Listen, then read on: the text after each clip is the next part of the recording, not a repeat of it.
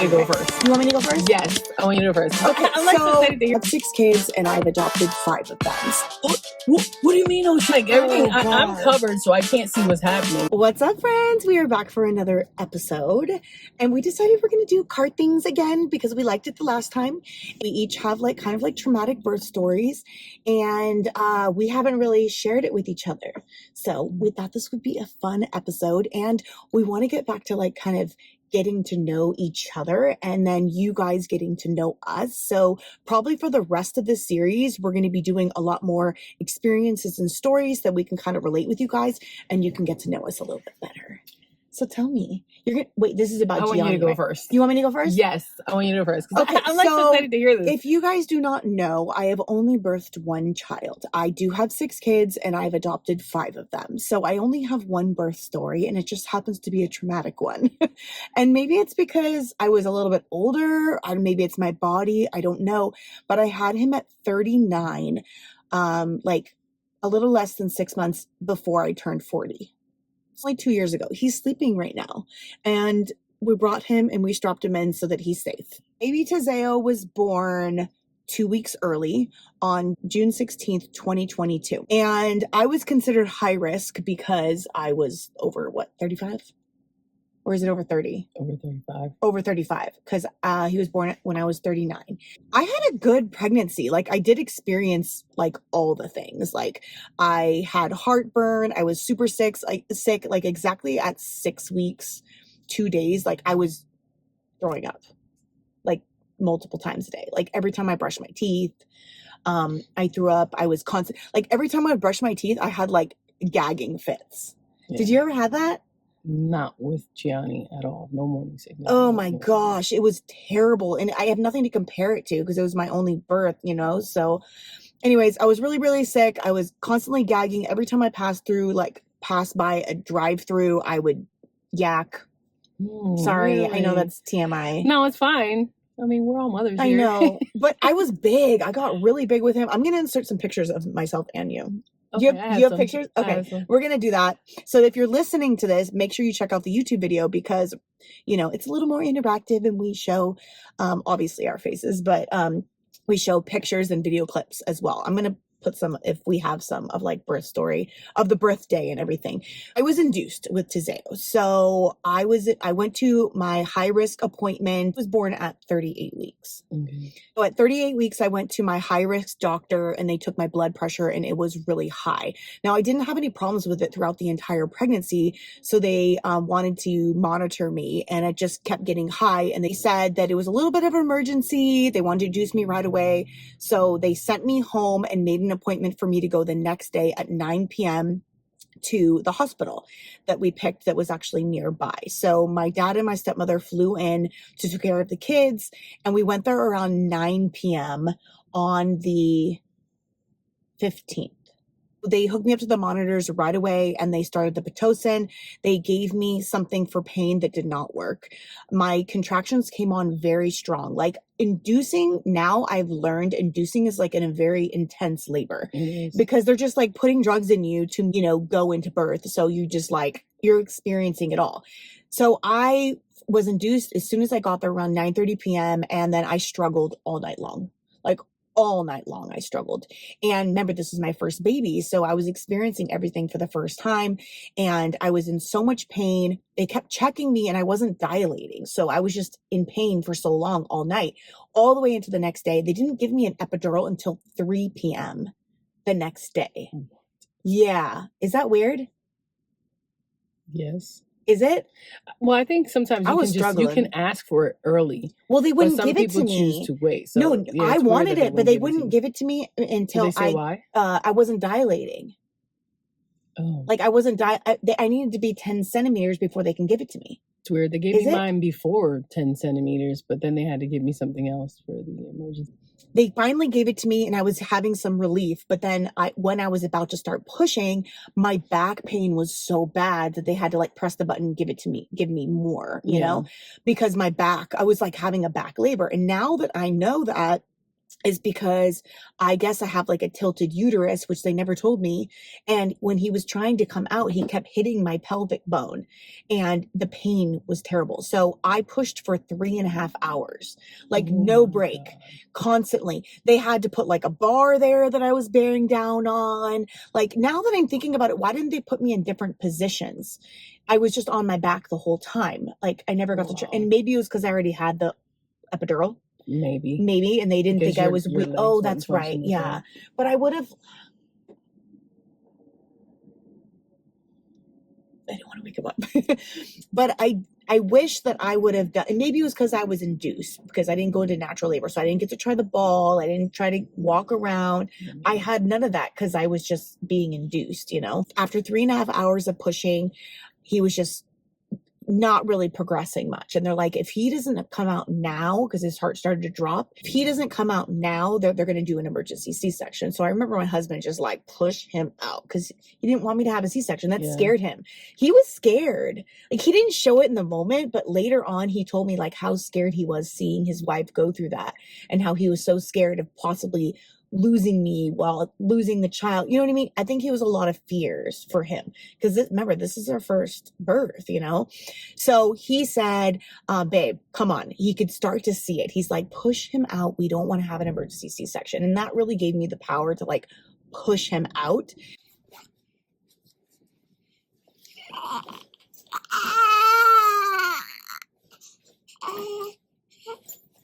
But girl, I tore in 3 places. I had 3 second-degree tears with lots of stitches and like a whole recovery process that I'm going to spare you the details, but it took a long time to heal.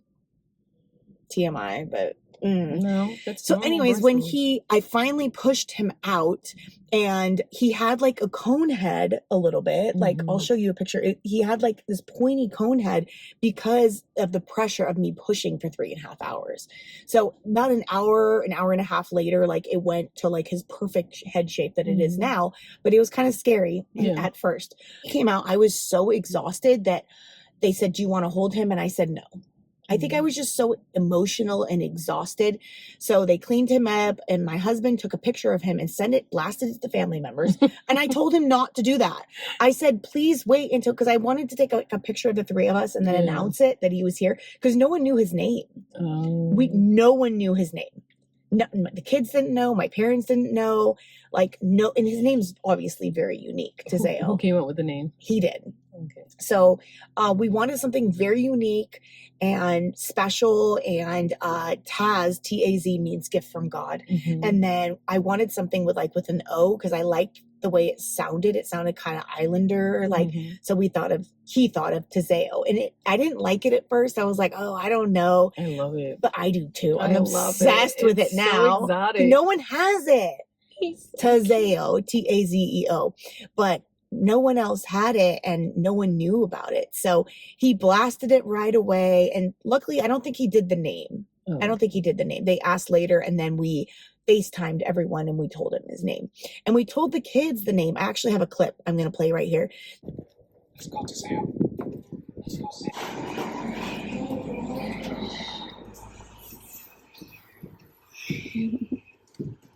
So cute. I know.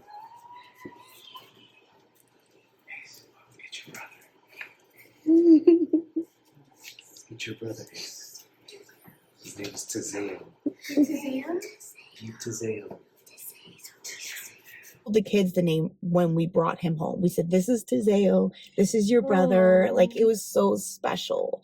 But my husband held him first. So they cleaned him up and then they worked on me because they had to stitch me up. So they worked on me for like a good 45 minutes. But I was able to film, him holding him for the first time. So I have that footage. It was really sweet. What was his weight? What is that? Okay, so he was 21 inches long and 7 pounds, 1 ounce. Perfect little size. Yeah, he was perfect. But he said he was going to be slightly smaller, but I don't know if his ultrasounds were like perfect. Like he looked perfectly proportionate, but they said he was a little bit small. But I doubt that I was reading some of the paperwork at our OB appointment, the follow-up appointment, and he did have the cord wrapped around him twice. Ooh. They didn't tell me. That's weird. They didn't tell me, and I'm glad they didn't. Yeah. But the cord was wrapped around his head twice. So we didn't get footage like of him coming out, but only when they unwrapped it and put him on my chest, and then I have that. Like I have like a live clip of like 10 seconds of him doing that. I can't believe. That's so sweet. I can't believe I had a baby. I know, especially after having so many kids come through your home. I didn't think I was gonna have that's cool. my own biological child, and I was okay with it. So being able to experience that was just like the icing on the cake. He was your gift from God. He was. Kaz. Oh, my baby. Okay, you tell me everything. Okay. So this is Gianni's. This is Gianni. Okay. She was her oldest. Yeah, my oldest. So Gianni was the pregnancy was very easy. Mm-hmm. I was so excited, over the moon. Me too. I just smiled everywhere I went. I had no morning sickness. Everything was great. The whole pregnancy? The entire pregnancy. What the heck? Like literally every picture, I'm just like, I was Do just you think so happy. Maybe the girls, like, because I heard you have a boy, the testosterone hormones kind of mess with the woman's body a little bit, and it's a wholly different experience because you have a boy inside of you. You got all those different hormones. I wouldn't know. I had 2 girls. I know. But you didn't have it with either one? No. Maybe? Morning sickness. You guys let us know. I did have morning sickness with Naya. Mm-hmm. But it was second trimester, if you can believe it. It wasn't the first. It was the second. That's weird, because mine was like 6 weeks, like I was throwing up. And I didn't stop until 16 weeks. Yeah, no. It was just Naya I had morning sickness with. Yeah.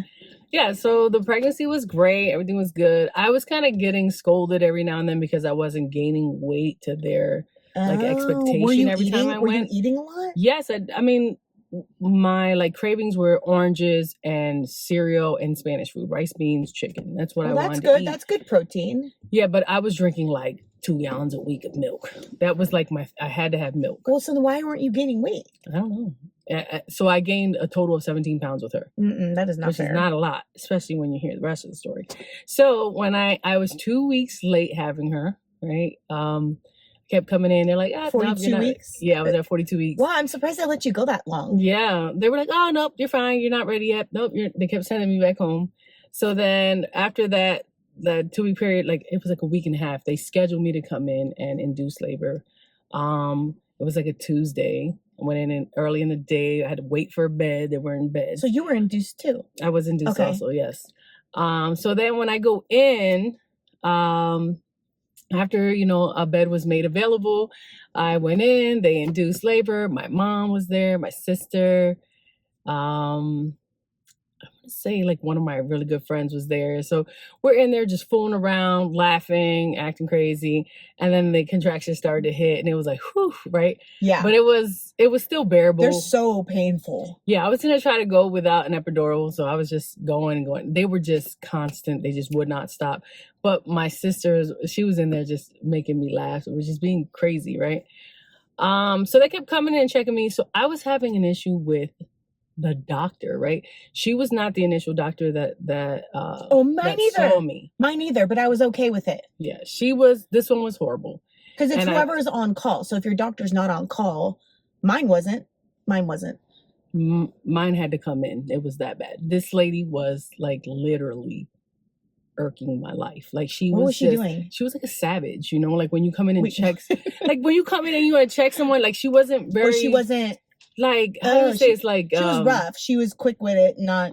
Yeah, she was and I kind of felt like she just didn't like me, which was to me. I thought to myself, I'm not the type of mom to sit here and be crying and I was actually kind of fun and it was painful, but it was whatever. So she kept checking me, but the way that she was checking me was irritating my life, and I was like, you need to relax, bro. I am a woman in labor, right? You're acting like I'm an animal laying on the table. So one of the last times, so here I'm going, I was 24 hours in labor. I did not dilate past 2 centimeters. And when the final time she came in, I was like, you cannot come back here again. I just felt so disrespected. She was just really mean and just not compassionate. Not at all. She was horrible.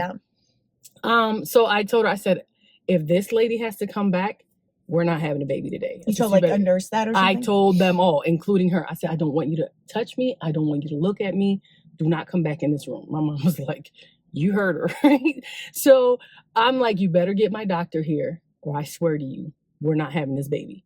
So they must have been calling my doctor, and they, they removed her, whatever.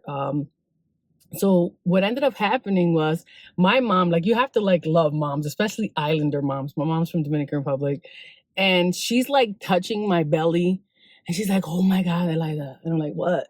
She's like, you're never going to have this baby natural. She's like, the baby's left to right. Now, mind you, I'm looking at my mom like, well, how would I know that, right? Or why don't the doctors know that?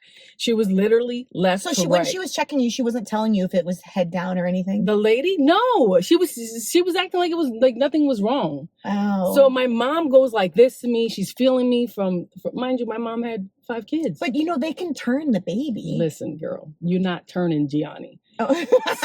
You weren't turning this child. So my mom's feeling like from front to back. She's like, oh my God, she's literally left to right. You can feel her in your back. Okay. They had predicted that she would be about 6.5 pounds because I had only gained 17 pounds. Okay. So now my mom tells the doctor, you better get somebody in here right now to figure out what position this baby's in. Yeah. You're waiting 24 hours. She's not going to have this baby. The baby's not head down. You're waiting for her to dilate. Now, mind you, my mom is not the one checking. And they're not even head down. My mom's not the one checking me. So, like, why would it take my mom, who's not a doctor, to know that the baby wasn't head down when she's checking me every couple hours? In this health system. Girl, so the doctor comes in, my doctor, and she's like, first, it was a man that was like, he came in until my doctor showed up because the other lady, I wouldn't allow her in the room. Probably like a nurse or something, right? Yeah, he must have been, no, he was a doctor. Okay. He was a doctor there for other pregnant births that day. Yeah. But he was like, crap. He was like, yeah, we need to schedule her for an emergency C-section. I'm like, what's going on? They're like, they're like, you're not going to have her. She's breached. She's left to right. And there was no turning her. I'm going to tell you why. So here, my husband was just traumatized. Okay. His face is like, what's going on? Why are we going into surgery now? I'm like, everybody relax. That's scary. It's going to be fine. That's scary. I would have freaked out. I was fine because Lord knows I really didn't want to push a baby out anyway. Because that was my first one. I was 29 years old. I was like, no I feel like God way. actually like tames our nerves in those type of situations, because like I had been nervous about birth for a while, but as soon as I got in the hospital, I was so calm. Yeah. I was in pain, but I was calm. Were you freaking out in that moment? No, not at all. See? Not at all. I was like, thank you, Lord, because I didn't want to have a vaginal birth. I didn't. God, I was like, it's rough. Let me tell you, it's rough. So listen here, girl. We go to the emergency C-section. My actual doctor shows up, which I love. She's just an amazing doctor. Yeah, okay, good. You feel comfortable because you've been seeing her the whole time. Right. They let my mom and my husband in the room, right? They they're going through everything. And I'm like, I'm in a lot of pain at this point. They had given me an epidural during my contractions, and then they had to give me a second one to put me, because it's probably a different type, for the C-section. So I could still feel them. I could feel them cutting, and they were like, I said, I could feel that. And they're like, what are you talking? And they're like, you just feel pressure. I was like, no, I feel a sharp pain in my upper right area, and they're like, okay, they tell him give her whatever cc's more of whatever it was they gave me. And my husband's like, what the hell's going on right now? He's like, she gonna be okay. They're like, everything's fine, right? Yeah.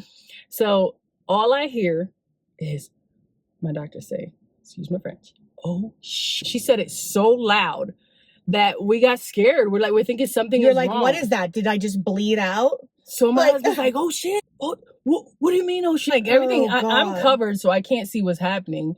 And now he's freaking out, looking on the other side, like, what is going on? It was that Gianni, my little 6.5 pound bean, was actually 10.5 pounds, 23 inches long. This child was a toddler. And I don't think that child was a toddler. You should, there's a picture, I might be able to send it to you, of me looking at her like, what in the world is that? It was like I was like, what is that? She literally was a toddler. She was freaking huge.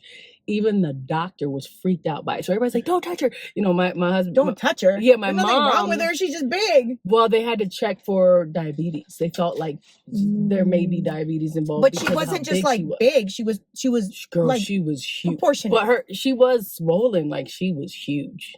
I'm talking about big girl. So when my mom went to like, don't touch her, don't touch her. So they go to like put her on the table, and my husband's like, what's wrong? You better tell me what's wrong. Is my daughter okay? They're like, she's okay. We just have to make sure, we have to check her blood first. So they did all this stuff. And then afterwards, you know, when they stitched me up, so I thought, you know, that's the end of it. I was in the hospital for like 7 days because I wouldn't stop bleeding. Like I was passing huge blood clots. And I think it was the amount of time that I was open, you know, when the air hits the blood, it coagulates. Why? Yeah, so I was there for like 7 days and I kept passing huge blood clots. And I was in like a lot of pain, but I didn't want like the Lauders and stuff they were giving me. I was like, give me ibuprofen because I don't want to be like hooked or anything. I needed a blood transfusion.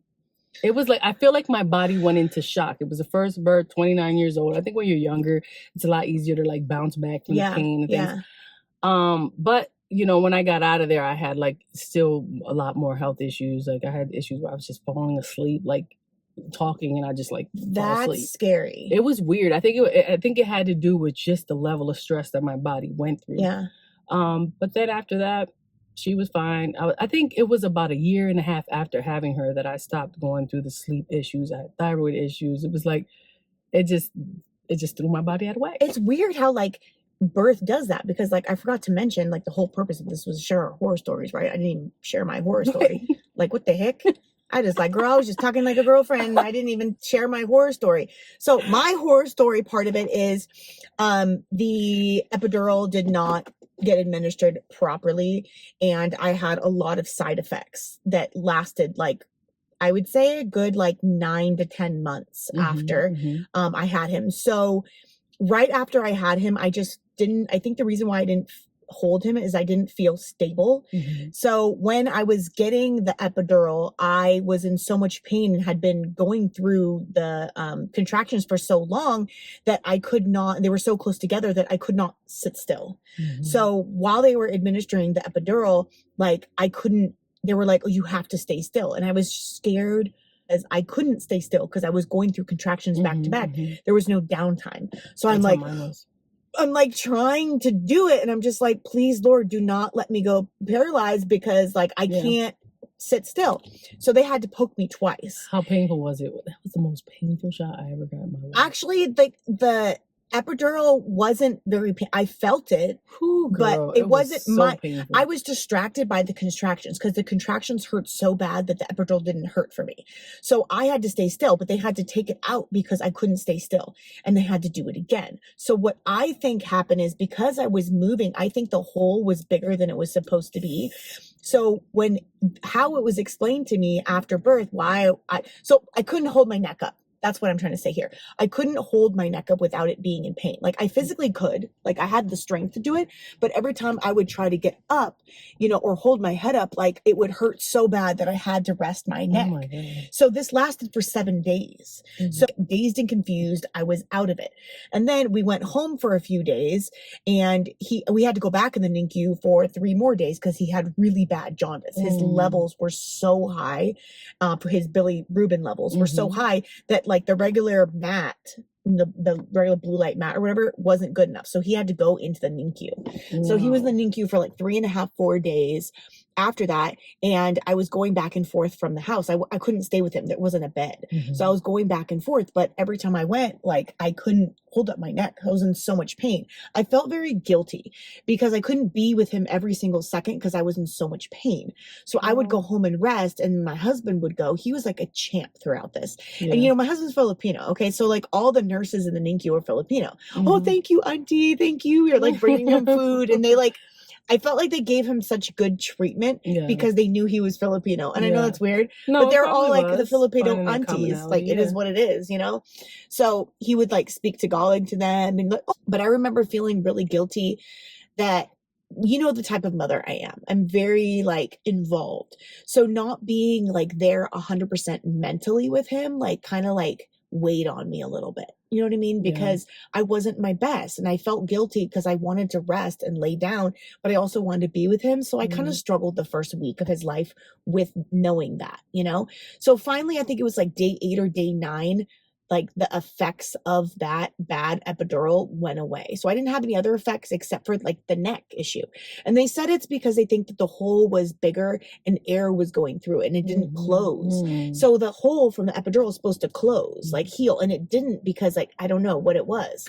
So looking back, I should have the research that I did. I should have had another procedure where they could have closed the hole, and that would have stopped that. But they wanted to send me home so quickly. Like I didn't feel right. I felt pressured to leave the hospital after day 2. That's when you left? Day 2. That's crazy. I was in 7 days and I was not pressured to leave. I felt very pressured. They're like, oh, you should go home. I felt like they weren't taking it seriously, that I didn't feel 100%. So I actually felt terrible leaving the hospital. You know, like I felt pressured to leave. You want to know what's crazy? Oh, I'll tell you this part also. So with Gianni, health-wise, she was fine. He was fine. He was perfectly fine. Yeah, she had nothing on it. It was that I was experiencing all the health issues up until almost 2 years after giving birth. Yeah.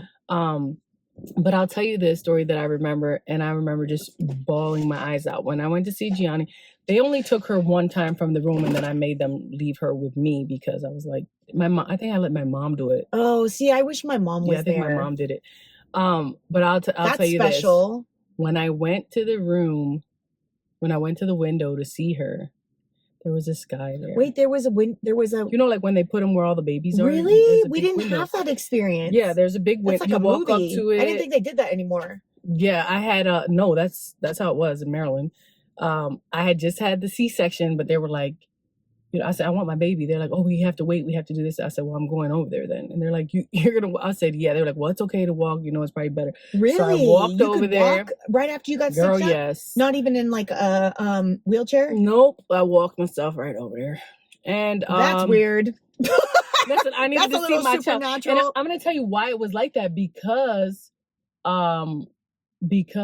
they kept the nurses from different floors kept coming saying, are you the one that had the biggest baby in the weird in the so they were creeping me out a little bit, and I was like, that. why are you guys showing up here? This is weird. So you didn't want people gawking No, over I was like, I want my baby, please. And they were like, well, she's, you know, whatever they were doing with her. So I walked to the window. They do a lot of tests and things. Yeah. Why was there this man there? And he was crying, and I was like trying to figure out, you know, he was African American, and his baby was in there, but I was trying to figure out like what happened. The wife passed away. Girl, when I tell you. How did you know that? Because the nurses said it. When I was like, what's wrong? Why is he crying? Like, when I came back to the room, like, oh, his wife passed away in labor. When I tell you that God. I bawled my eyes out for this man who was there crying because he gained a baby and lost his wife. I was Did he have a girl or a boy? Do you know? It was a little boy. And I'll tell you this, right? After that, like I started researching like pregnancies, like birth stories. And they said it's actually harder for a woman to come out of birth, like giving birth okay, than it is the opposite way.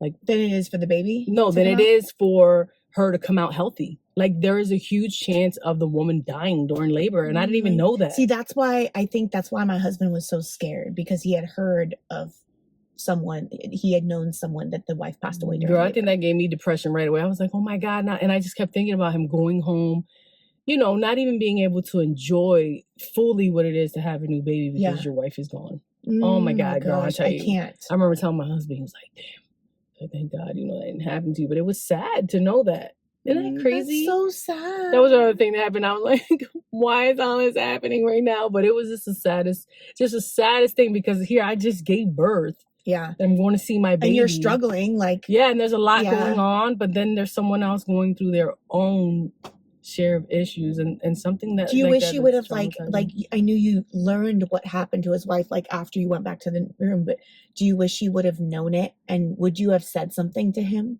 or no? I don't think I would have said something. I just don't think I would have been able to find the right things to say. I think I wouldn't have said anything, and I would have asked if I could hug him. I'd be like, can I hug you? Oh my God. I don't know. I think I would have done that. To keep my composure, because I was like, what? It was like just a huge shock to hear that. That is so sad. I wonder if it was like a C-section or if it was probably a natural. I have no idea. I just know she was like, yeah, he lost his wife. Oh God. That was so sad.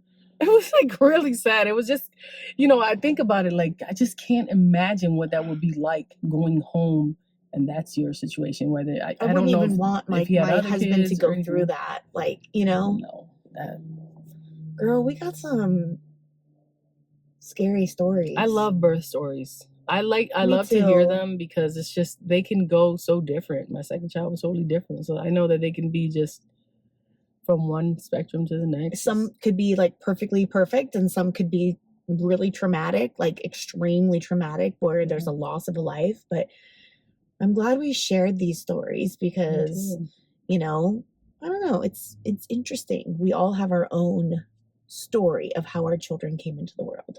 Now we know a little bit more about each other. Yeah, I know more about you, and you guys know more about us. Yeah, this was a good one.